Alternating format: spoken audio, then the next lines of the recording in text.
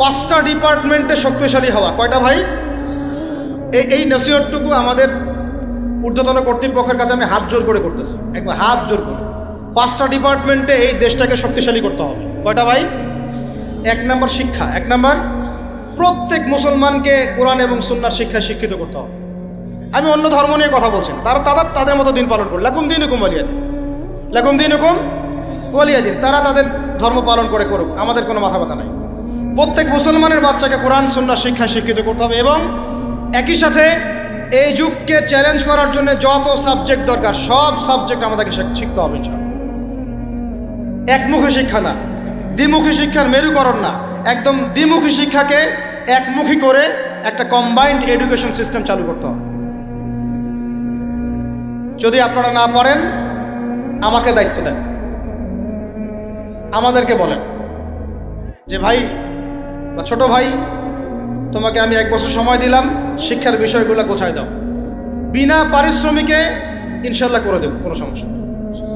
1টা টাকাও দিতে হবে না, জাস্ট একটা চেয়ার টেবিল দেন, 100 জন আলেম দেন, 100 জন বুদ্ধিজীবী দেন, গড়ে দিব ইনশাআল্লাহ। প্লে গ্রুপ থেকে মাস্টার্স পর্যন্ত আমাদের ছেলেমেয়েরা এমন শিক্ষায় শিক্ষিত হবে যেটাকে শরীফের গল্প শেখাবে না ইনশাআল্লাহ। বরং আমার ছেলে পাইলটও হবে, বিমানও চালাবে, আমার ছেলে ইনশাআল্লাহ হাফেজে করানো হবে ইনশাআল্লাহ। আমার মেয়ে ডক্টরও হবে ইনশাআল্লাহ, আমার মেয়ে আয়েশা রাদিয়াল্লাহু আনহার মতো মুহাদ্দিসও হবে ইনশাআল্লাহ। আমাদের এক ভাই সে রাজনীতিবিদ হবে ইনশাআল্লাহ, জুমার খুতবাও দিতে পারবে ইনশাআল্লাহ। আল্লাহর কসম করে বলতেছি, এমন শিক্ষা চালু করা সম্ভব। শুধু আপনারা যদি একটু সৎসাহস দেখান, একটু উদ্যোগ গ্রহণ করেন, আল্লাহ পাক বহুত আজর দিবেন আপনাদেরকে। আল্লাহ পাক এই ওসিলায় আপনাদের সব গুনাহ মাফ করে জান্নাতও দিতে পারেন। আল্লাহর রাস্তায় আল্লাহর দিকে ফিরে আসেন। আমি আপনাদের সবচেয়ে শ্রেষ্ঠ বন্ধু, আমাকে শত্রু মনে করেন না। ইউসুফ আলাইহিস সালাম এক পর্যায়ে বলেছিলেন যে আমি যোগ্য, আমাকে দায়িত্ব দেন। মনে আছে আপনাদের? যখন সমাজে দুর্ভিক্ষের স্বপ্ন দেখলেন রাজা, রাজদরবারে গিয়ে তিনি বললেন যে দেখেন, আপনার স্বপ্নটা এমনি এমনি স্বপ্ন না, 7 বছর এখানে ফসল ফলবে, 7 বছর দুর্ভিক্ষ হবে। যদি আপনি আমাকে দায়িত্ব দেন, আমি ইনশাআল্লাহ এমন একটা অর্থ ব্যবস্থা প্রণয়ন করব যে ইনশাআল্লাহ এই দুর্ভিক্ষের কবল থেকে মানুষ বেঁচে যাবে। মানুষ বাঁচে নাই। এখানে প্রমাণ হয় একটা জিনিস, যখন দায়িত্ব নেয়ার যোগ্য কেউ দেখা যায় না, তখন যোগ্যদেরকে কথা বলতে হয়। যোগ্যদেরকে কি করতে হয়? কথা বলতে হয়। এখন দায়িত্ব দেখতেছেন না কাদের হাতে? একটা লোক, যে ব্যক্তি আল্লাহর অস্তিত্বেই বিশ্বাস করে না, সে কিতাব লিখতেছে, ওই কিতাব আমাদের সন্তান পড়তেছে। আমি নাম মেনশন করতে চাচ্ছি না। কিছু মানুষ যারা আল্লাহর অস্তিত্বেই বিশ্বাস করে না, তারা মনে করে মহাবিশ্ব সৃষ্টি হয়েছে বিগ ব্যাং থেকে, আল্লাহ সৃষ্টি করে নাই। ও ডিপার্টমেন্ট অফ হেড হয়ে বসে আছে। ভাই, আজকে ট্রান্সজেন্ডার ইস্যু আসছে জন্য আপনারা নড়েচড়ে বসতেছেন না। শিক্ষার যে দশা চলতেছে, আমরা ভয় করি যে আজকে থেকে 10 বছর যদি এমনভাবে চলতে থাকে, আল্লাহ মাফ করুক, আমার আশঙ্কা একটা প্রজন্ম গড়ে উঠবে, জীবনে বাপকে তো সালাম দিবেই না, সালাম কেমন করে শুদ্ধ করে দিতে হয় সেটাও শিখবে না কখন। ওই দিন যদি আপনারা দেখতে না চান, এখনই ব্যবস্থা গ্রহণ করেন। আমাদের কাছে ব্যবস্থা গ্রহণ করার কোনো ক্ষমতা নাই, ক্ষমতা আপনাদের হাতে আছে। আপনারা যদি এই ক্ষমতাকে আল্লাহর দিকে, আল্লাহর সন্তুষ্টির জন্য ব্যবহার করেন, আল্লাহ আপনাদেরকে আরো বড় করবে ইনশাআল্লাহ। যদি আল্লাহর জন্য এটা আপনার আল্লাহর জন্য ব্যবহার না করেন, এগুলোকে প্রশ্রয় দিতে থাকেন, বিশ্বাস করেন ভাই, ফেরাউন টিকতে পারে নাই, নমরুদ টিকতে পারে নাই, আদ জাতি টিকতে পারে নাই, সামুদ টিকতে পারে নাই, নুহের কওম টিকতে পারে নাই, কমে লুত টিকতে পারে নাই, কমে মাদিয়ান টিকতে পারে নাই, আসহাবুল আইকা টিকতে পারে নাই, মুসার কওম বানু ইসরাইল টিকতে পারে নাই। আমরা কোন ক্ষেত কি মূলা? আমরা কোত্থেকে আসলাম? আমরা এগুলো চালায় যাবো, আল্লাহ পাক আমাদেরকে একদম জান্নাতুল ফেরদৌস দিবেন এমনটা মনে করছেন? হাদিস কত চমৎকার, কত সুন্দর হাদিস। লাউ ইয়াহদি আল্লাহু বিকা রাজুলান ওয়াহিদান খায়রুল লাকা মিন হুমুরিন নাআম। তোমার দ্বারা যদি একটা মানুষও আল্লাহর দিকে ফিরে আসে, আল্লাহওয়ালা হয়ে যায়, লাল উট কুরবানি করার চেয়ে বেশি নেকির কাজ। তোমার একটা দাওয়াতে যদি মানুষ আল্লাহর দিনের দিকে ফিরে আসে, ওই আমলকারীর সব নেকি তুমি পাবা। যদি একজন সৎ নেতা দাঁড়ায় যায়, বলে যে আমরা প্রাইমারি লেভেলেই ক্লাস 1 থেকে 5 পর্যন্ত যে সময়টুকু, এই সময়টুকুর মধ্যে আমাদের বাচ্চাদেরকে কোরআন তেলাওয়াত করা বাধ্যতামূলক করে দিলাম, সিলেবাসভুক্ত করে দিলাম, ওই নেতার উপর আল্লাহ রহম করবে ইনশাআল্লাহ। সে আছে, সে সাহসী নেতা। আমি আপনাদেরকে বলি যারা রাজনীতি করেন, কারণ আমার সাথে আপনাদের কোনো শত্রুতা নাই, আর আমি আপনার শত্রুও না, বরং বন্ধু। আপনারা যারা রাজনীতি করেন, এমন একটা নেতা খালি বের করে দেন, এমন একটা নেতা হয়ে যান খালি ওমরের মতো। আল্লাহ পাক তৌফিক দান করেন আপনাদেরকে, যে আপনারা যদি কোরআন শিক্ষাটাকে বাধ্যতামূলক করে দেন, নবীর হাদিস শিক্ষাগুলোকে বাধ্যতামূলক করে দেন, সিরাত নবীর জীবনী চর্চাগুলোকে বাধ্যতামূলক করেন উচ্চ মাধ্যমিক লেভেলে, দেখবেন এই ছেলেপেলেগুলো আর ওই ইয়াবাখোর হবে না ইনশাআল্লাহ। এরা ওই টিকটক, ফেসবুক আর ইয়াবি, পাবজি, ফ্রি ফায়ার নিয়ে পড়ে থাকবে না। এরা কিশোর গ্যাংয়ে যোগ দিবে না, এরা জেনা করবে না ইনশাআল্লাহ। এগুলো আপনি ঠেকাতে পারবেন না, তো জেনা ঠেকাতে পারবেন না এখন আপনি। এরা ফ্রি মিক্সিংয়ে চলে গেছে, সবার ফোনে ফোনে পর্ন দেখতেছে। ওরা বাচ্চাদেরকে ধরে ধরে রেপ করতেছে। এখন ছেলে মেয়ের আদমশুমারি যদি করতে পারেন, একটা কুমারিত্ব শুমারি করে দেখেন, 18 বছরের কম কত মেয়ের সতীত্ব নাই, 21 বছরের কম কত ছেলে সতীত্ব নাই, আপনি টেস্ট করে দেখতে পারবেন। এই হলো সমাজের অবস্থা। এখন চলতেছে সমকামিতা। সমকামিতা, আল্লাহর লুতের গজব নেমে আসবে, লুত আলাইহিস সালামের কওমের গজব নেমে আসতে পারে। আল্লাহ হেফাজত করেন আমাদেরকে। সমকামিতা বৈধ করে গিলিয়ে খাওয়ার জন্য ট্রান্সজেন্ডার চালু করতেছে এরা। ছেলে বাইর থেকে ছেলে, মনে মনে মেয়ে, মনটা চায় ছেলের সাথে যৌন সম্পর্ক করতে, নাউজুবিল্লাহ, অথচ বাইর থেকে একটা ছেলে। সমস্যাটা মানসিক না? 3 দিন টানা সকাল বিকাল কারেন্ট শর্ট দেন মাঠের মধ্যে, সব সমস্যা ঠিক হয়ে যাবে ইনশাআল্লাহ। 3 দিন, বাস 3 দিন থেরাপি দেন, ঠিক হয়ে যাবে। এগুলো প্রমোট করতেছে মিডিয়াতে বিভিন্ন নাটক দেখাচ্ছে, এগুলো দিয়ে ফেসবুকে এরকম ক্লিপ দেখানো হচ্ছে, মানুষ লিখতেছে, অধিকার চাচ্ছে। কোন যুগে আসলাম রে ভাই? আমরা কোন যুগে আসলাম? আল্লাহ রাব্বুল আলামিন আমাদের সবাইকে হেদায়েত দান করেন, অন্যায়ের প্রতিবাদ করার তৌফিক দান করেন। আমি আমাদের ঊর্ধ্বতন কর্তৃপক্ষকে বিনয়ের সাথে অনুরোধ করব, এইগুলোর পিছনে যারা এজেন্ডা বাস্তবায়ন করতেছে সবগুলোকে ধরে ভিতরে ঢুকাই দেন একেবারে।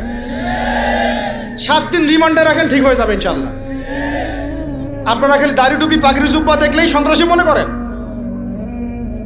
এরা তো স্পষ্ট সংস্কৃতির সন্ত্রাস, স্পষ্ট শিক্ষা সন্ত্রাস। আমাদের ছেলেপেলেদেরকে ছেলে জেনা করানোর দিকে নিয়ে যাচ্ছে এরা। কালকে যদি আপনার ছেলে একটা ছেলেকে বিয়ে করে, আপনি খুশি হবেন? আস্তাগফিরুল্লাহ, নাউজুবিল্লাহ। আল্লাহ পাক আমাদেরকে হেফাজত করেন, আল্লাহ পাক আমাদেরকে মাফ করেন। আপনার মেয়ে যদি কালকে একটা মেয়েকে বিয়ে করে নিয়ে আসে, আপনি সমাজে মুখ দেখাবেন কিভাবে? এগুলো এখন যদি না থামাই, তাহলে কখন থামাবেন? ওই যে বললাম, সুদ যখন চালু হয়েছিল আমরা সবাই কিন্তু প্রতিবাদ করি নাই। এখন সবাই সুদখোর হয়ে যাচ্ছে দিন দিন। আমরা যে অনেকে তাহাজ্জুদ পড়ি, পরে কান্নাকাটি করি, আল্লাহ দোয়া কবুল করো, এইটা করো সেইটা করো। দেখেন দোয়ার বেশিরভাগই কবুল হয় না। কেন হবে? অর্থনৈতিক জীবনে তো সুদ খাচ্ছি, আমি ঘুষ খাচ্ছি, দুর্নীতি করতেছি, হারাম খাচ্ছি, পণ্যে ভেজাল দিচ্ছি। আল্লাহ পাক আমাদের সবার রিজিককে হালাল করার তৌফিক দান করেন। আর লম্বা করি না ভাই, অনেক রাত হয়ে যাচ্ছে। যে একটা বলেছিলাম যে আমাদের ডানে বামে সব বেষ্টিত, আপনি কিন্তু কোথাও যেতে পারবেন না, এখানেই বাঁচতে হবে, এখানেই মরতে হবে। অতএব আমি 5টা কথা বলছি, 5টা ডিপার্টমেন্টে এই জাতিটাকে শক্তিশালী করতে হবে। আল্লাহ পাক তৌফিক দান করেন। 1 নাম্বার শিক্ষা। 1 নাম্বার কি ভাই? এমন কোন শিক্ষা? শুধু একমুখী না, 2মুখী শিক্ষার সমন্বয়। কোনটা? কোরআন সুন্নাহও থাকবে, আবার জেনারেল শিক্ষাও থাকবে। আল্লাহ পাক তৌফিক এনায়েত করেন, আমিন। 2 নাম্বার অর্থনীতি। 2 নাম্বার কি? আমাদের অর্থনীতি এত শক্তিশালী করতে হবে যে আমাদেরকে যেন পশ্চিমাদের কাছে কখনো হাত পাততে না হয়। আমাদের কৃষি দিয়ে আমরা চলবো, ইনশাআল্লাহ। আমাদের যাকাত ভিত্তিক অর্থনীতি দিয়ে আমরা চলবো ইনশাআল্লাহ। আমাদের সত্যি এটা সোনার বাংলা, এটা সত্যি সোনার বাংলা। আমাদের জমিতে এমন কোনো ফসল নাই ফলে না, তাই না ভাই? কৃষকের কাছে যে ফসলটা ফলে রুট লেভেল থেকে, ওইটা বাজারে আসতে আসতে 10 গুণ দাম বৃদ্ধি হয়ে যায়, সিন্ডিকেট হয় মাঝখানে। এগুলো বন্ধ করলে আমাদের উৎপাদন খেয়ে আমরা শেষ করতে পারবো না। আমাদের যে পরিমাণে ইলিশ মাছ হয় এটা আমরা খেয়ে শেষ করতে পারবো না।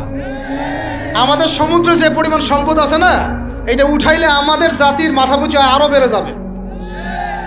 মাটির তলে গ্যাস আছে, আর যেখানে গ্যাস আছে তার মানে কি জানেন? তার মানে তার নিচে তেল আছে। আজকার কালগণ তেল পাওয়া যাবে, আর তেল পাওয়া গেলেই দেখবেন আমেরিকা এসে আঁকড়া কাটছে। ওদের কাজই এটা। তখন বলবে যে, তখন যেই সরকারে থাকুক বলবে সরকার ভালো না, ওখানে গণতন্ত্র কায়েম করতে হবে, আমাদেরকে যাইতে হবে। উদ্দেশ্য কিন্তু সরকার না, উদ্দেশ্য কি? তেল। এটাই তেল চোর, সারা বিশ্বের তেল চোরেরা। আর এই তেল নিয়ে নিয়ে নিয়ে নিয়ে কি করেছে জানেন না আপনারা? এগুলো বলতে গেলে অনেক কথা। নিজের দেশের নিচে বাংকার তৈরি করছে। এই বাংকারে কত গ্যালন গ্যালন তেল যে রিজার্ভ করা আছে আপনি জানেন না। বলি নাহলে মানে আপনারা বুঝবেন না। এটা একটা কাগজ, এটা কি? এটা ছাপাইতে কি লাগছে? একটা কাগজ লাগছে, একটা কালি লাগছে, আর একটা ছাপাখানা লাগছে। That's all. ঠিক আছে? আচ্ছা, মনে করেন এটা কাগজ না, এটাকে নাম্বার দিয়েছি 100, একটা এক চোখ আর্ট করছি, একটা লোকের ছবি দিয়েছি, এটা হয়ে গেছে এখন ডলার। কি হয়ে গেছে ভাই? ডলার। এই ডলার নিয়ে গিয়ে আমি আরবের শায়েখদেরকে বলেছি যে তেল যদি বিক্রি করতে হয় তাহলে ডলারেই করতে হবে। তেল বিক্রি করতে হলে এই ডলারেই করতে হবে। তো আরবের শায়েখরা বলেছে ঠিক আছে, রাজি। কুল্লু খালাস ইয়া হাবিবি। ওরা বলেছে হ্যাঁ ঠিক আছে, আমরা শুধু তোমাদের কাছেই তেল কিনবো, আর কারো কাছে তেল কিনবো না। শুধু তোমাদের গলফ কান্ট্রির কাছেই তেল কিনবো, আর কারো কাছে তেল কিনবো না। আর তোমরা শুধু ডলারে তেল কিনবা, অন্য কোনো কারেন্সিতে তেল কিনতে পারবা না। টাকা দিলে তেল দিবে না, রুপি দিলে তেল দিবে না, লিরা দিলে তেল দিবে না। যতক্ষণ আপনি এই ডলারটাকে মানে ওই আপনার টাকাটাকে ডলারে কনভার্ট না করছেন ততক্ষণ পর্যন্ত তেল দিবে না। এই যে চুক্তিটা হলো, এই চুক্তিটা হয়েছে বাদশাহ ফয়সালের ইন্তেকালের পরে, সরি বাদশাহ ফয়সালের যুগে।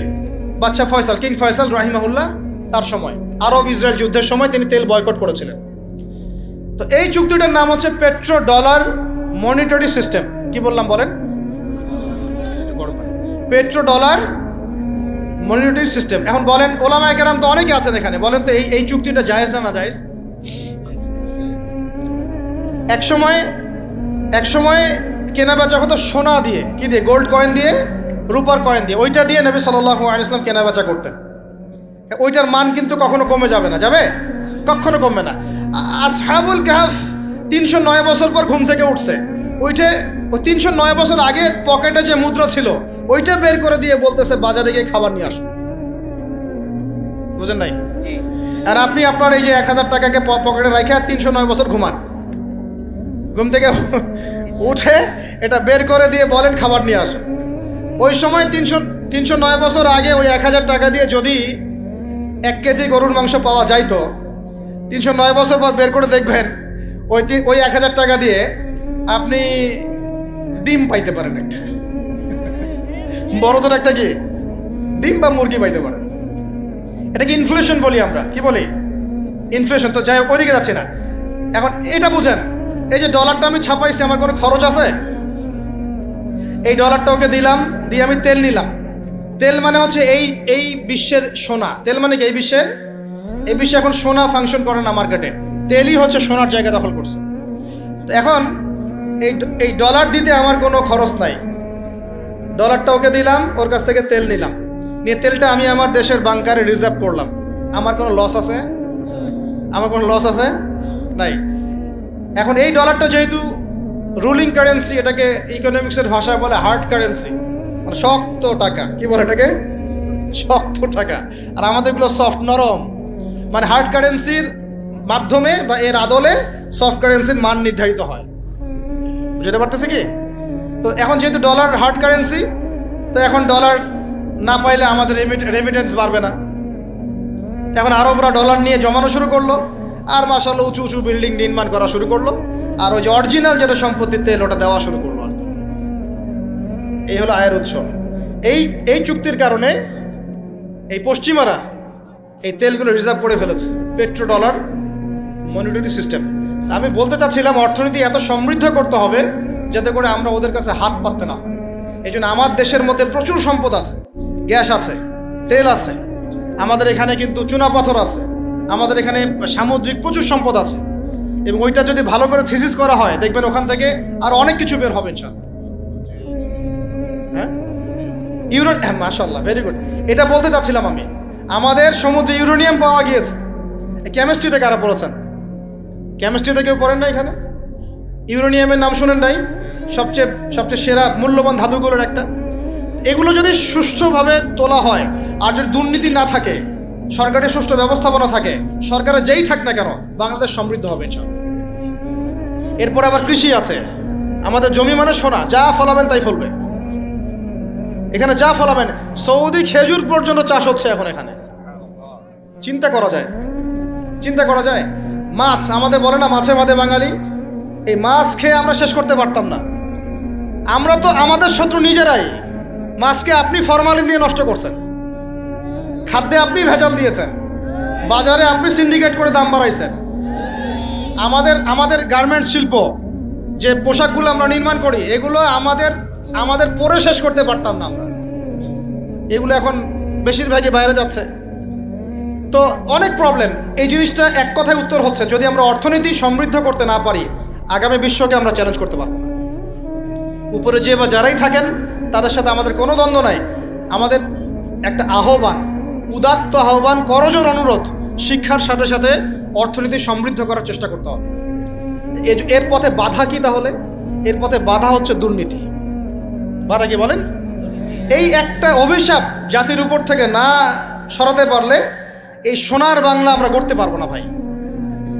50 বছর থেকে আমরা পারতেছি, কিন্তু প্রয়োজনের তুলনায় এটা যথেষ্ট না। আমাদের টপ টু বটম সবাই দুর্নীতির সাথে কম বেশি সম্পৃক্ত হয়ে যাচ্ছে। আল্লাহ পাক আমাদের সবাইকে হেফাজত করেন। এগুলো অন্যের সম্পদ আত্মসাৎ করলে পরে আল্লাহ ইবাদত কবুল করবেন না।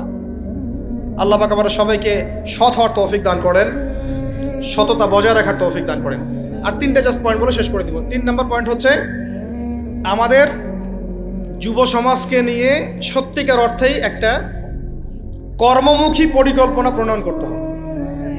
আমাদের অন্যতম একটা সমস্যা হচ্ছে বেকারত্ব। সমাজের যুবকরা দেখেন না, যে জেনারেশনটা যুদ্ধ করেছিল আমাদের বাংলাদেশের মাটিতে, এই জেনারেশনটা কি তারা পারবে? ওদের কি সেই ফিটনেস আছে? ওদের সেই কি প্রশিক্ষণ আছে? ওদের কি সেই খাদ্যাভ্যাস আছে? ওদের কি সেই চেতনা আছে? আমি তো নিজেও ইংলিশ মিডিয়ামে পড়েছি। আমাদের ব্যাকগ্রাউন্ডে এমন অনেক স্টুডেন্ট ছিল যারা ভাষা দিবস, শহীদ দিবস নাম ওটা কবে সেটা বলতে পারে না। 7ই মার্চ কি হয়েছে তারা জানে না। 16 ডিসেম্বর কি দিবস ওরা জানে না। এরকম বহু আপনি স্কুল জরিপ করেন, বহু English medium, English version school আছে, ওরা জানে না এগুলো কি। ওরা এগুলো পড়ে না, জানে না। সংস্কৃতির কথা বলি, ভাষার কথা বলি, গৌরবের কথা বলি, এগুলো আমাদের গৌরবের জায়গা। কিন্তু আপনি দেখেন প্রত্যেক মোড়ে হিন্দি গান বাজতেছে, বাংলা গান কয়জন শুনতেছে? নজরুল নাই, হারাই গেল। নজরুলকে হারাই ফেললাম, জসিমউদ্দিনের কবিতা হারাই গেল, ডক্টর শহীদুল্লাহর কথাগুলো আস্তে আস্তে হারাই যাচ্ছে। আহমদ ছফা নাই। আমরা ওইসব জায়গায় কাদেরকে বসাচ্ছি? আমি কাউকে আঘাত করতে চাচ্ছি না। আমরা ওইসব জায়গায় কাদেরকে বসাচ্ছি দেখেন। একটা সময় ব্রিটিশ বিরোধী বিদ্রোহের সময় আমাদের বাপদাদারা হিন্দিতে, উর্দুতে পর্যন্ত কবিতা লিখে প্রতিবাদ করেছিলেন। আপনারা অনেকেই জানেন এগুলো, যারা পড়াশোনা করেন। তারা তখন বলতেন, একটা ডায়লগ ছিল যে কি জানি, सरफरोशी की तमन्ना अब हमारे दिल में है, देखना है जोर कितना बाजुए कातिल में है। মনে নেই আপনাদের অনেকের? মানে স্বাধীনতার তামান্না আমাদের মনের মধ্যে আছে, খালি দেখার বাকি যে কাতিল বা জালেমের বাহুতে কত শক্তি আছে। কি কবিতা ছিল ওই সময়কার। তো আমরা এগুলো হারাই ফেলতেছি। আমাদের ইয়াং জেনারেশনকে যেমন করে কোরআন সুন্নাহ শিক্ষিত করতে হবে, দেশ, জাতি, ঐতিহ্য, সংস্কৃতিতেও বলিয়ান করতে হবে। একই সাথে ওদের বেকারত্ব দূর করার জন্য কর্মমুখী পরিকল্পনা গ্রহণ করতে হবে। এদেরকে কাজে লাগান।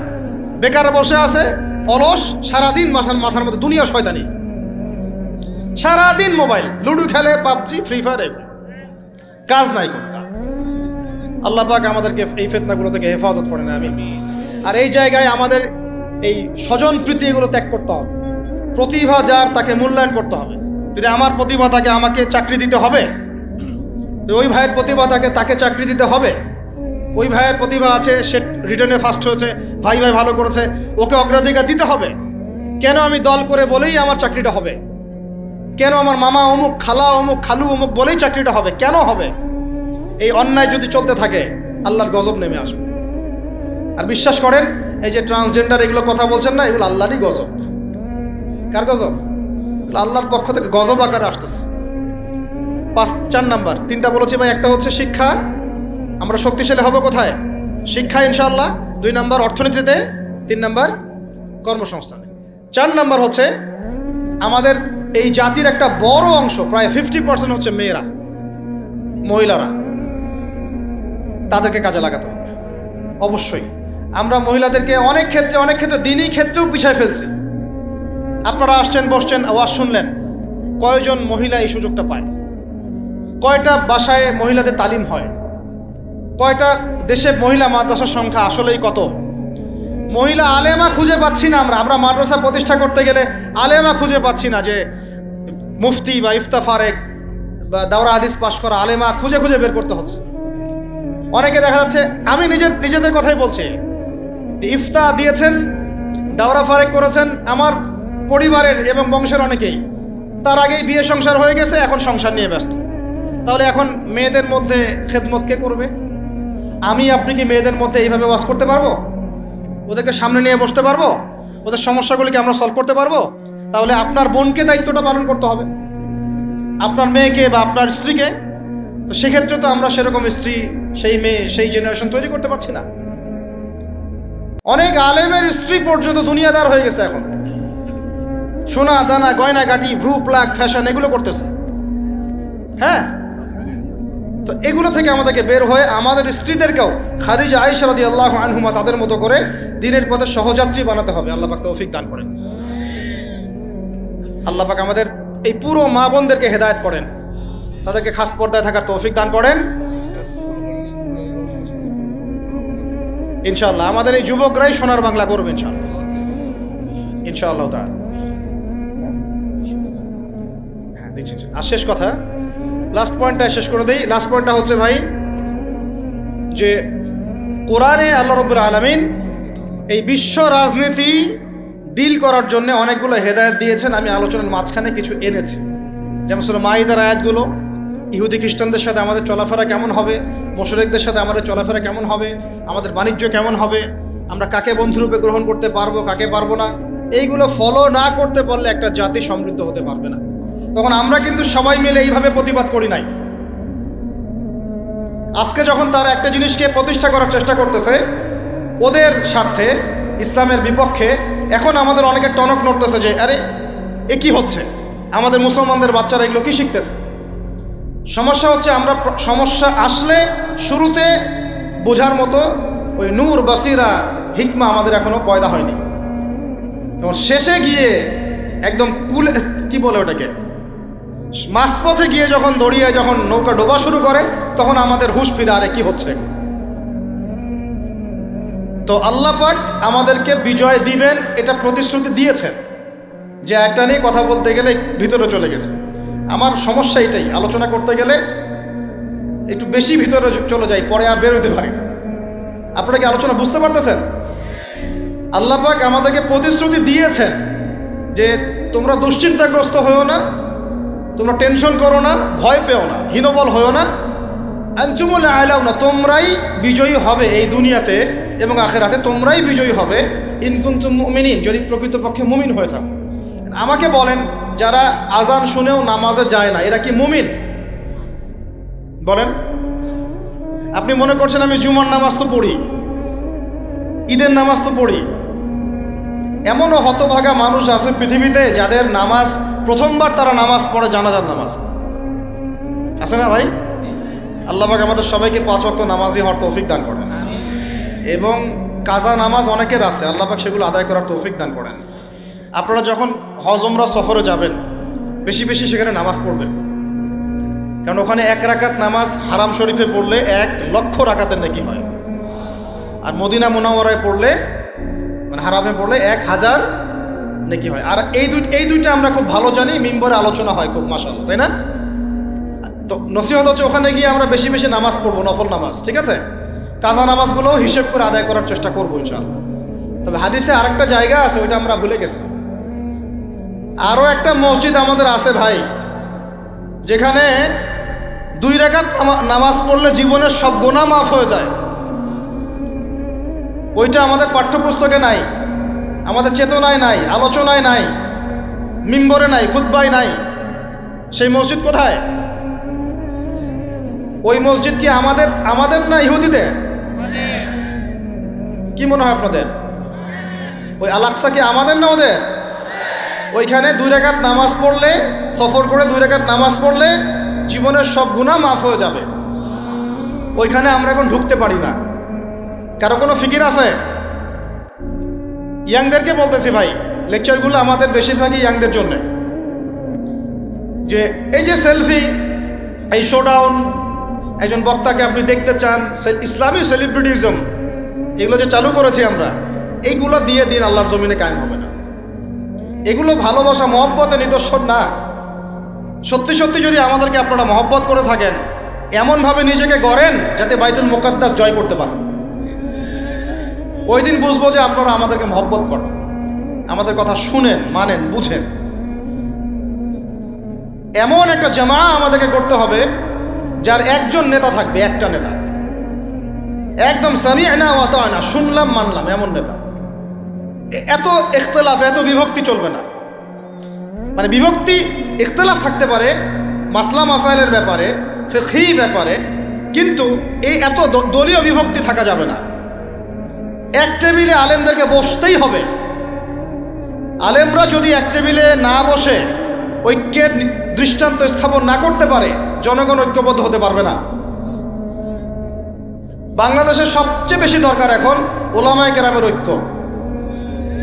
আমরা যারা ছোটরা আছি, আমাদের মূল কাজ এখন এইটাই, আমরা এটাই ফিকির করি কিভাবে আলেমদেরকে একটা জায়গায় বসানো যায়। আলেমরা যদি ঐক্যবদ্ধ হতে পারেন, জনগণ একদিকে ফোকাস করে চলতে পারবে ইনশাআল্লাহ।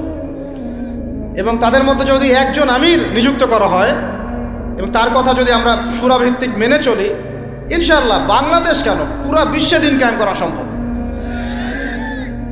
আমরা এই দিক থেকে আমরা মোটামুটি 20-30 বছর পিছায় আছি এখন। বুঝতে পারছেন না আমার কথা? এই দিক থেকে দেখেন, আল্লাহ নবী সাল্লাল্লাহু আলাইহি ওয়াসাল্লাম মক্কাতেও সাহাবীদের মধ্যে কখনো বিভক্তি হতে দেন নাই। একজন নেতা, তার আন্ডারে সব সাহাবীরা বায়াত করে আছেন হাতে হাত রেখে, ব্যাস যা বলবেন তাই। ডানে যাইতে বলে ডাইনে, বামে যাইতে বলে বামে। মার খাচ্ছেন, যদি নবীজি বলেন হিজরত করে চলে যাও, হিজরত করে চলে গেল আবিসিনিয়ায়, তাই না? আর যদি নবীজি বলেন সবর করো, সাবরান আলা ইয়াসির ফাইন্নামা ওয়াইদাকুমুল জান্নাহ, সবর করো, তোমাদের জন্য জান্নাত, সবর করতেছেন, মার খাচ্ছেন, তাও কোনো কথা বলতেছেন না। এইরকম সামি'না ওয়া আতা'নার জেনারেশন না থাকলে দিন কায়েম হয় না, যেটা আমাদের বিগত 50 বছর আমরা করতে পারি নাই। এটাই সত্য কথা। এটা করার জন্য সবার আগে আমাদের মনের হিংসা দূর করতে হবে। কি দূর করতে হবে? মনের হিংসা দূর করতে হবে, মনের অহংকার দূর করতে হবে, নিজেকে ছোট মনে করা শিখতে হবে। আমি ছোট মানুষ, বড়রা যে দায়িত্ব দিবেন সেটা পালন করব। আলেম ওলামার সহবতে থাকবো, তাদের পরামর্শ চলবো, আমাকে যেভাবে গাইড করেন সেভাবে চলবো, যখন যে দায়িত্ব আসবে সেটা পালন করব। চিন্তা এরকম না থাকলে আপনি চলতে পারবেন না, বিদ্রোহী হয়ে যাবেন। তখন বেয়াদবি, এই যে প্রথম একটা কথা বলছি, বেয়াদবি। আমরা অনেকেই বড় বড় বরেণ্য আলেমদের সাথে বেয়াদবি করছি, তাদের মানিজ্য হানি করছি। অনলাইনে লাইভে চলে আসলাম, একটা কথা বলে দিলাম, একটা পোস্ট দিয়ে দিলাম, ভাবছি আমি ইসলামের বড় উপকার করে ফেললাম। আদতে আমি বিশৃঙ্খল একটা অবস্থা ছিল, আরও বিশৃঙ্খলতা বাড়ালাম। আমি কাছাকাছি তো আনতেই পারলাম না। কিছু মানুষের কাজ দেখলে মনে হচ্ছে যে তাদের একটাই কাজ। কি একটাই কাজ? অনলাইনে একটা একটা করে আলেম, একটা একটা করে বক্তা, একটা একটা করে দায়ীর নাম ধরে ধরে সমালোচনা করা। এটা করে আপনি দিনের কি উপকারটা করতেছেন? এই কাজগুলো করে আপনি দিনের কোন জায়গায় খেদমতটা করতেছেন বলেন? এতে করে মানুষের দিন সম্পর্কে, সেই আলেম সম্পর্কে, সেই বক্তা সম্পর্কে, সেই ওস্তাদ সম্পর্কে, সেই ইসলামী দল সম্পর্কে কি ভালো ধারণা সৃষ্টি হচ্ছে না খারাপ? আমরা যদি প্রশ্ন করি যে আপনি নিজের চেহারাটা একটু আয়নায় দেখেন না, আপনার ভিতরে কি কোনো দোষ নাই? আপনি কি এই উম্মার নেতৃত্ব দেওয়ার যোগ্যতা অর্জন করেছেন? কতগুলো কিতাব পড়েছেন? কি ডিগ্রি অর্জন করেছেন? কতটুকু সার্টিফিকেট অর্জন করেছেন? কতটুকু তাস্কিয়া অর্জন করেছেন? কতটুকু আপনি নূর অর্জন করতে পারলেন? কতটুকু বাসিরা আছে আপনার? কয়টা মসজিদ করেছেন? কয়টা মাদ্রাসা করেছেন? কয়টা ইসলামিক সংগঠন করলেন? কয়টা কিতাব লিখলেন? কয়টা লেকচার দিলেন? আপনি নিজে কি করলেন দিনের জন্য? এই চিন্তাটা করা দরকার নাই যে আমি নিজে কি করলাম দিনের জন্য? ও কি করলো, ওর কি খেদমত, ওর কি দোষ, ওর কি ত্রুটি, এইগুলোর চর্চায় আমরা ব্যস্ত হয়ে আছি। এই একটা কারণে আমাদের ওলামায়ে কেরামদের মধ্যে ঐক্য হচ্ছে না, দুর্ভাগ্যজনকভাবে। কারণ আমরা একটা শ্রেণী আলেমদের ইজ্জত ধোয়ার পিছনে লেগে গেছি। একজন আলেম না এটা ভুল করছে ভাই, আলেম মানুষ তো, কেন বেয়াদবি করতে হবে আপনাকে? কেন আপনাকে একটা সেশন করতে হবে? কেন একটা এটা করতে হবে, সেইটা করতে হবে? চুপ করে থাকেন আপনি। পারলে তার সাথে আপনি পার্সোনালি দেখা করেন, তার কাছে যান, তার কথার পিছনের কারণটা খুঁজে বের করার চেষ্টা করেন। ইসলামের খেদমত এগুলো হচ্ছে না, তো ওইদিকে যেতে যাচ্ছি না। একটা রিকোয়েস্ট করবো আপনাদেরকে যে আমরা সবাই একটা দায়িত্ব কাঁধে নেই, যে এই উম্মতকে বিজয়ী করার জন্য আমারও কিছু দায়িত্ব আছে। আপনার দায়িত্ব নেই ভাই? এখন আপনি আয়নার সামনে আজকে রাত্রে দাঁড়ায় অনেস্টলি সততার সাথে দাঁড়াবেন। দাঁড়ায় আপনার চেহারা আয়নায় দেখবেন, দেখে চিন্তা করবেন যে আসলে আমি আজ পর্যন্ত এই উম্মাকে কি দিয়েছি। বলেন কি বললাম ভাই? আয়নার সামনে দাঁড়ায় কি বলবেন? আমি আদনান, আমি আব্দুর রহমান, আমি আব্দুর রহিম, আমি অমুক, আমি তমুক, আমি ইসলামকে, উম্মাকে, আল্লাহকে, রাসূলকে কি দিয়েছি এই পর্যন্ত। যদি আপনার মনের মধ্যে সততা থাকে, জবাব ওই আয়নার তসবির আপনাকে দিয়ে দিবে। একটা উর্দু শের আছে যে চেহারে তো আকসর ধোকা দেতি হ্যায়, সচ তো আইনা বলতি হ্যায়। মানে চেহারা তো বেশিরভাগ সময় ধোকা দেয় মানুষকে, সত্য কথা বলে আয়নার প্রতিবিম্ব। তো আল্লাহর ওয়াস্তে নিজের আত্মসমালোচনা করি, আমরা উম্মাকে কি দিলাম এটার ফিকির করি। এখন যদি উত্তর আসে যে আমি অনেক দিয়েছি উম্মাকে, আমি একদম কামেল হয়ে গেছি, তাহলে বুঝবেন আপনার মধ্যে ইবলিসের চরিত্র আসছে। ইবলিসই বলতে পারে যে আমি সবার চেয়ে শ্রেষ্ঠ। ওই যে বলে নাই, আনা খায়রুম মিনহু, আমি আদমের চেয়ে শ্রেষ্ঠ। খলাকতানি মিন নার, আমাকে আগুন দিয়ে সৃষ্টি করেছেন। খলাকতাহু মিন তিন, তাকে মাটি দিয়ে সৃষ্টি করেছেন। এই কেবার যদি চলে আসে, বুঝবেন আপনি ধ্বংস হয়ে গেছেন। ফেরাউন বলেছিল আনা রব্বুকুমুল আ'লা, আমি তোমাদের মহান রব। নাউজুবিল্লাহ। আর একজন আল্লাহর বান্দা খালি বলবে আল্লাহুম্মা ইজআলনি ফি আইনি সগীরা ওয়াজআলনি ফি আ'য়ুনিন নাসি কাবীরা। আল্লাহ তুমি আমাকে নিজের চোখে ছোট বানায় দাও, আর অন্য মানুষের চোখে আমাকে বড় বানায় দাও। আমিন। তো আত্মসমালোচনা করতে হবে কিনা ভাই?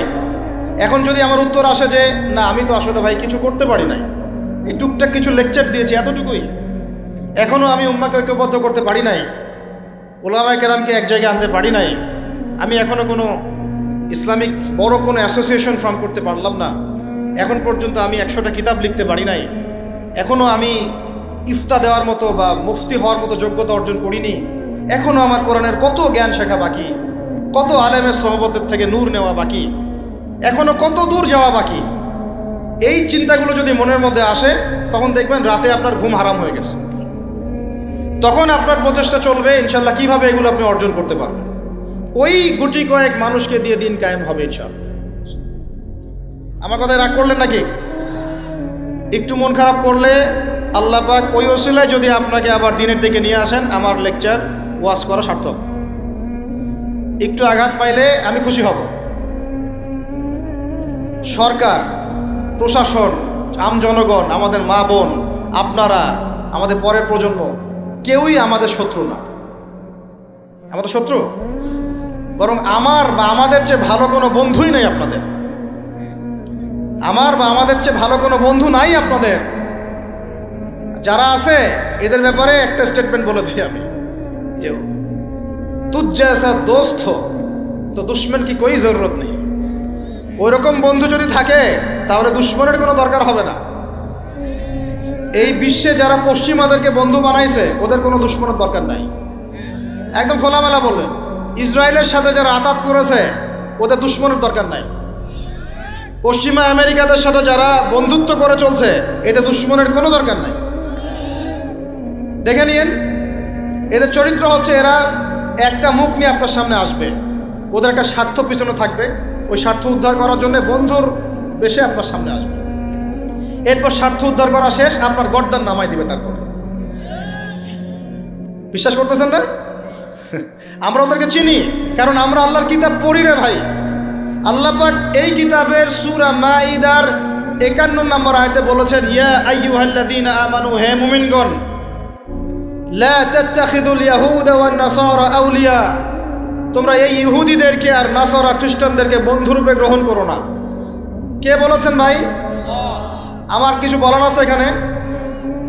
কোন ইহুদি কোন খ্রিস্টানকে? আল্লাহ পাকে সবার কথা বলছেন? উত্তর না, ওদের মধ্যেও কিছু কিছু ভালো মানুষ আছে, সত্য এটা, কিছু কিছু ভালো মানুষ আছে।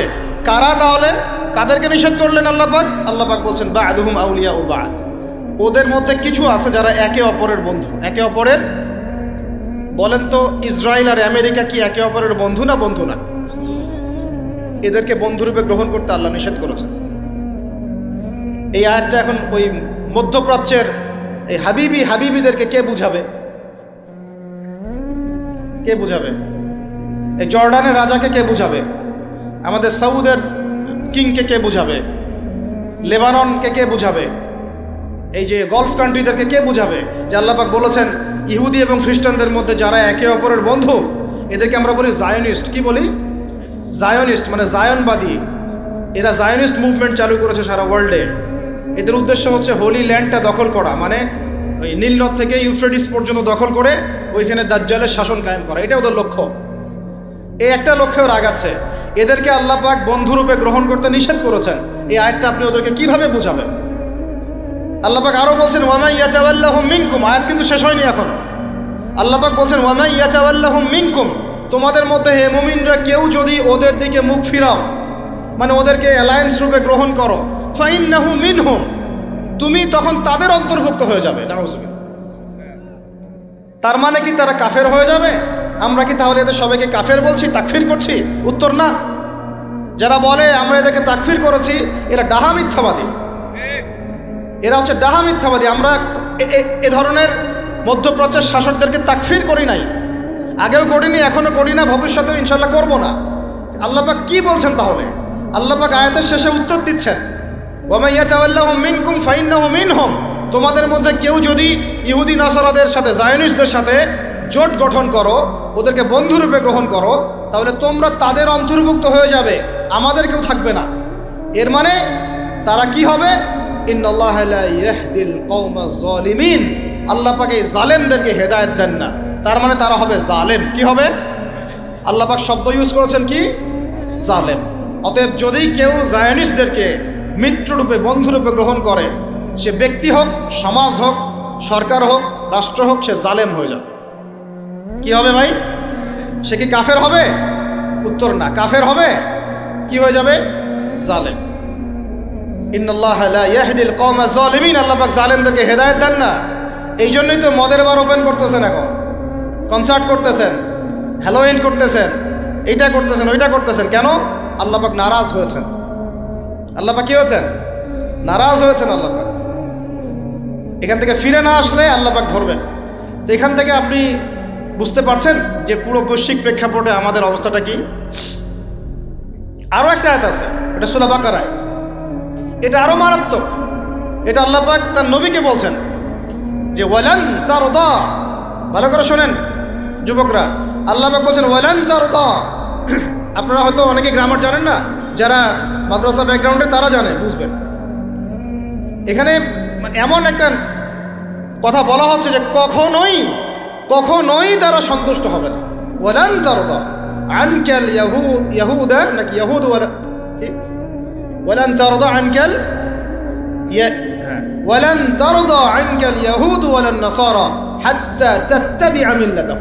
কি কঠিন কথা, কি স্পষ্ট কথা। আমরা কি আল্লাহ পাককে তাফসীর শিখাইতে যাব? আমরা কি আল্লাহ পাককে তাউইল শিখাইতে যাব? আমরা কি আল্লাহকে ব্যাখ্যা শিখাইতে যাব? আল্লাহর কালামের স্পষ্ট কথার কোনো ব্যাখ্যার দরকার নাই। এটা তো আয়াতুল মুহকামাত, এটা তো মুতাশাবিহাত আয়াত নয়। আল্লাহ পাক বলছেন ওয়ালান তারদা, কশ্চিন কালেও সন্তুষ্ট হবে না, আনকা হে নবী তোমার উপরে। কারা সন্তুষ্ট হবে না? আল ইয়াহুদ ওয়ালান নাসারা, ইহুদি এবং নাসারা। এরা কশ্চিন কালেও তোমার উপরে হে নবী সন্তুষ্ট হবে না, হাত্তা তাত্তাবিআ মিল্লাতাহুম, যতক্ষণ না তুমি ওদের মিল্লাত, ওদের ধর্ম গ্রহণ করছো। আর কিছু বলতে হবে ভাই?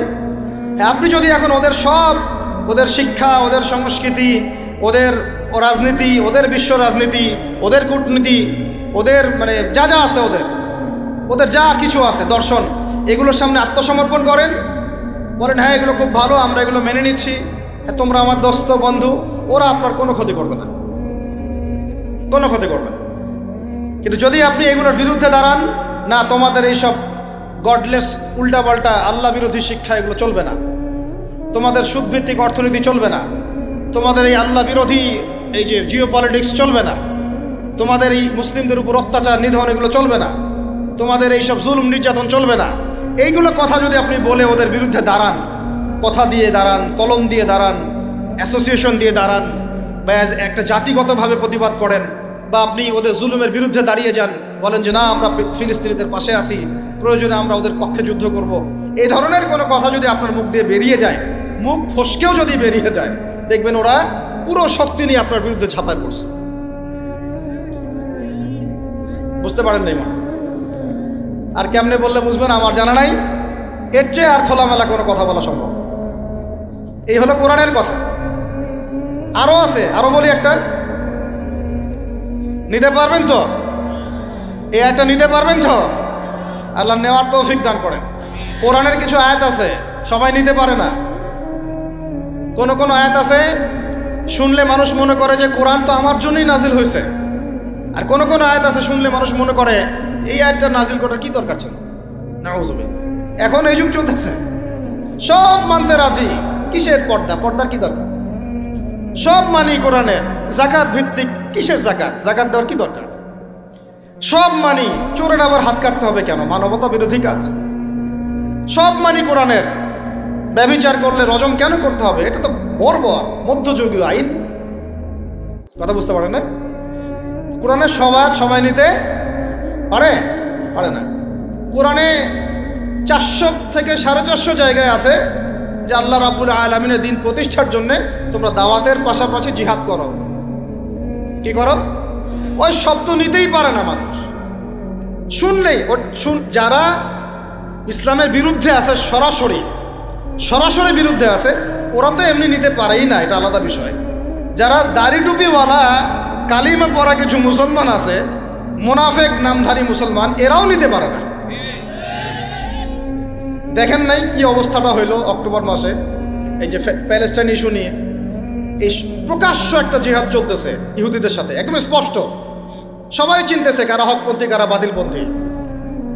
একটা মানুষ যে নামাজ পড়ে না সেও চিনতে পারতেছে যে হ্যাঁ এরা জালেম, এরা মাজলুম, তাই না?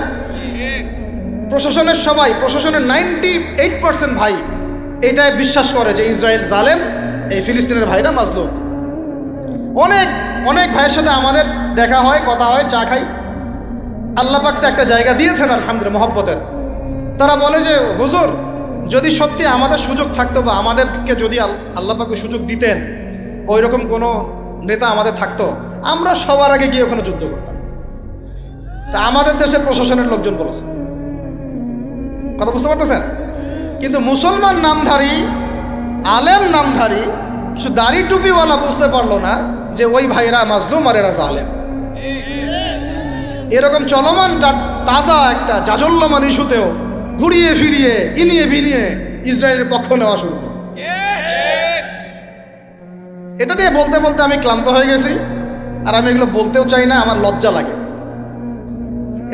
এদের বিরুদ্ধে দু একটা কথা বলতে আমার এনার্জি লস হয় এবং লজ্জাও লাগে। নির্লজ্জ শ্রেণী, নির্লজ্জ। দেখেন সিরাজউদ্দৌলার নাম শুনেছেন? বেচারা পরাজিত হয়েছে। বেচারা কি হয়েছে?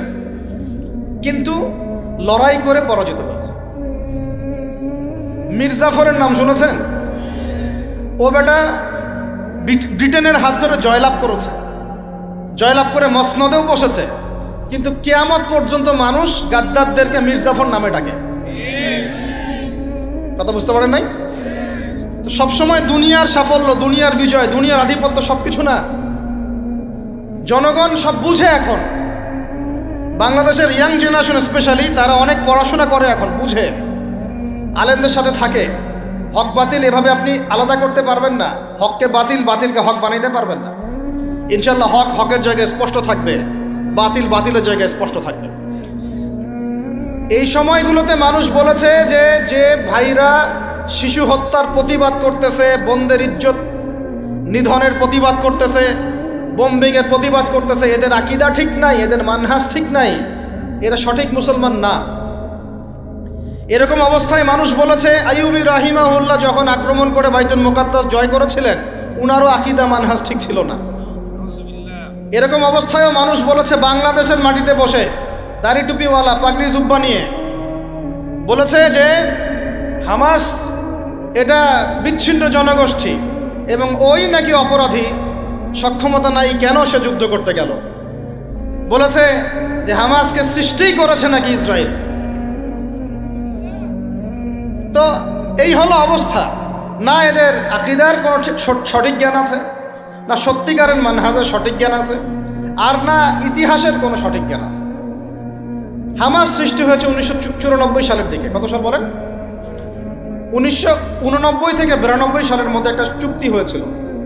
আমি তো বলি আমার সামনে বসান, আর বসতে চাইলে অনলাইনে বাহাসের কথা বলে, তো অনলাইনে না, যদি পান আপনারা ধরে নিয়ে আমাদের মাদ্রাসায় নিয়ে আসবেন। ধরে কি করবেন? আমাদের মাদ্রাসার সামনে বসায় দিন। অনলাইনে কোনো বাহাস হয় না, অফলাইনে হবে, সামনাসামনি। কিতাব যত কিতাব আছে নিয়ে আসুক, সমস্যা নাই, কিন্তু অনলাইনে না। হবে কোথায়? অফলাইনের সামনাসামনি, টেবিল থাকবে, দুই দিকে দুজন বসবে। প্রয়োজনে প্রশাসন থাকবে, প্রয়োজনে আমাদের আরও বড় বড় ওলামায়ে কেরামরা থাকবেন, তারা এখানে এটাকে জাজ করবেন। এই যে কথাটা বললো, হামাসকে সৃষ্টি করেছে কি ইসরায়েল। আমি শুধু অর্থনীতি নিয়ে পড়ি নাই, আমরা 6টা সাবজেক্ট নিয়ে পড়ছিলাম ইউনিভার্সিটিতে। আমাদের ফ্যাকাল্টির মধ্যে 6টা সাবজেক্ট মেইন ছিল, মেজর। একটা হলো ফিলোসফি, একটা হলো ইংরেজি, একটা অর্থনীতি, একটা এই গ্লোবাল অ্যাফেয়ার্স মানে জিও পলিটিক্স, যেটাকে আমরা জিও পলিটিক্স বলি, আর একটা হচ্ছে হিস্ট্রি, আর একটা হচ্ছে পশ্চিমা দর্শন। যে পশ্চিমা দর্শনের এতগুলো কথা আমরা বলি, এমনি এমনি বলি না, আমরা জানি ওদের দর্শনের মধ্যে কোথায় কুফর আছে, কোথায় শিরক আছে। এখন ইতিহাস আপনাকে ছোট্ট করে বলতেছি, 1989 সালে একটা চুক্তি হয়েছে ফিলিস্তিনের সাথে। এই চুক্তিটার নাম 89 থেকে 92 এর মধ্যে, এই চুক্তিটার নাম হচ্ছে অসলো শান্তি চুক্তি। বলেন কি বললাম? এই চুক্তিটা সাধারণ ফিলিস্তিনি যারা তাদের ভূমি ফেরত চায়, যারা ইসরায়েলের পতন চায়, যারা এই জুলুমের বিরুদ্ধে দাঁড়িয়ে আছে, ওরা মেনে নেয় নাই। তো যারা মেনে নেয় নাই, পরবর্তীতে তারা এই হামাস নামক সংগঠনটা তৈরি করেছে। এটা সশস্ত্র অবস্থান। ওদের দুইটা অংশ আছে, একটা আল কাসাম ব্রিগেড, আর একটা হচ্ছে দাওয়ার জন্য। কিছু মানুষ দাওয়াতের মেহনতে থাকে, কিছু মানুষ সশস্ত্র যুদ্ধ করে। এটা উড়ে এসে জুড়ে বসে নাই। এরা বিগত প্রায় 75 বছর থেকে ধাক্কা সহ্য করতে করতে করতে করতে আজকে বাধ্য হয়ে জায়গা আসছে। একটা কিতাব বাজারে আসবে ইনশাল্লাহ, আপনারা দোয়া করেন যেন কিতাবটাকে মানে সবচেয়ে সেরাভাবে যেন আল্লাহ পাক আনার তৌফিক দান করেন। এর নাম হচ্ছে হুরমাতুল আকসা। কি নাম? আল্লাহ পাক যেন তৌফিক দান করেন, আমিন। একদম বিগত 5000 বছরের ইতিহাস আপনাকে দিয়ে দিব। কত বছর? 5000 বছর পুরাতন ঘটনা আল আকসা। কত বছর ভাই? 5000 বছর। ওইটা ইব্রাহিম আলাইহিস সালামের হিজরতের জায়গা। ওখান থেকে ইয়াকুব আলাইহিস সালামের ছেলেরা মিশরে আসছে। ওইখান থেকে মুসা আলাইহিস সালামের যুগে তারা আবার গিয়েছে আল আকসা দখল করতে। ওইখানে আমালেকা সম্প্রদায়ের সাথে জিহাদ হয়েছে। তালুতের বাহিনীর মধ্যে দাউদ ছিলেন, তিনি জালুতকে পরাজিত করে ওইখানে ইসলামী খেলাফত কায়েম করেছিলেন 40 বছর। তারপরে আসছে সুলাইমান আলাইহিস সালামের 40 বছর। তারপরে ওদেরকে নেবুজাদনেজার বের করে দিয়েছে। তারপরে ঈসা আলাইহিস সালাম আসছেন, ঈসা আলাইহিস সালামকে তারা মানে নাই। আল্লাহ পাক আবার নির্যাতন শাস্তি দিয়েছেন টাইটাসের হাতে, রোমান সেনাপতি টাইটাসের হাতে। তারপরে এরা মদিনায় গিয়ে আক্রাগারে, বনু কুরাইজা, বনু কাইনুকা, বনু নাজিরে, খায়বারে, এদেরকে আল্লাহ নবী যুদ্ধ করে বের করে দেন। পরে এই 1250 বছর ইসলামী খেলাফতে ওরা জীবনেও বাইতুল মুকাদ্দাসে ঢুকতে পারে নাই। এই 1914 সালে এসে ঢুকছে। কত সালে? 5000 বছরের ইতিহাস তো ভাই আমি 5 মিনিটে বলতে পারবো না, সংক্ষিপ্ত করে বুঝালাম যে 1250 বছর তারা বাইতুল মুকাদ্দাসের আশপাশেও ঘেঁষতে পারে নাই। এই ব্রিটিশদের সহযোগিতা নিয়ে ঢুকেছে 1914 থেকে 18-র মধ্যে, প্রথম বিশ্বযুদ্ধ চলাকালীন, যখন ওসমানীয়রা ব্রিটিশদের বিরুদ্ধে ছিল। ওসমানীয়দেরকে পরাজিত করে ওরা এই জায়গাটা দখল করেছে। করার পরে ওই জায়গায় কিন্তু দেখেন জায়গা দখল করে ব্রিটেন ওখানে থাকে নাই, ওই ইহুদিদেরকে জায়গা দিয়ে দিয়েছে। রহস্যজনক না? এত যুদ্ধ করে সে জায়গাটা লিবারেট করলো, করে নিজে থাকে নাই, ইহুদিদেরকে থাকতে দিল। এই যে বলেছি বা'দুহুম আউলিয়া বা'দ, এরা একে অপরের বন্ধু, এরা একে অপরের কি বন্ধু। যে বন্ধুত্ব দেখলেন, প্রথম বন্ধুত্ব, জায়গা দিয়ে দিল। তারপরে 1914 থেকে 45 সাল পর্যন্ত ব্রিটিশরা এদেরকে পেলে পুষে বড় করলো, অর্থ দিয়ে, সামরিক যান দিয়ে, মিলিটারি সহযোগিতা দিয়ে, ব্যাংকিং সিস্টেম দিয়ে, যা পারছে সব দিয়ে দিয়েছে, যা পারছে সব দিয়েছে। দেওয়ার পরে ওকে বড় করেছে। তারপরে দ্বিতীয় বিশ্বযুদ্ধ হলো, ওই সময় রুলিং স্টেট চেঞ্জ হয়ে গেল, ব্রিটেনের জায়গায় চলে আসলো আমেরিকা। এবার আমেরিকা এসে ব্রিটেন তাদেরকে যে সহযোগিতাটা করত তার চেয়ে 1000 গুণ বেশি সহযোগিতা করা শুরু করে। করতে করতে ওকে সাধারণ সামরিক অবস্থা থেকে নিউক্লিয়ার মিসাইল সম্পন্ন কান্ট্রিতে পরিণত করবে। এখন ওর কাছে নিউক্লিয়ার অস্ত্র আছে, ও সারা বিশ্বে ভেটো দেয় ইরানের কাছে কয়টা অস্ত্র আছে, তাই না? ইরান পারমাণবিক কর্মকাণ্ড চালাচ্ছে নাকি, ওই দেশ করছে নাকি, সেই দেশ করছে নাকি, ও কিন্তু জীবনে বলে না যে তার কাছে কয়টা পারমাণবিক অস্ত্র আছে। বলে? কখনো বলছে? আর এই কোরআন আল্লাহর কিতাবই আমাদেরকে বলেছেন, আল্লাহর কিতাবে আল্লাহ পাকই আমাদেরকে বলেছেন যে ওয়াইদু লাকুম মাস্তাতা'তুম মিন কুওয়া, তোমরা শক্তি অর্জন করো। কি অর্জন করো? তোমরা মুসলমানদেরকে আল্লাহ বলেছেন তোমরা শক্তি অর্জন করো। শক্তি অর্জন করলে কি হবে?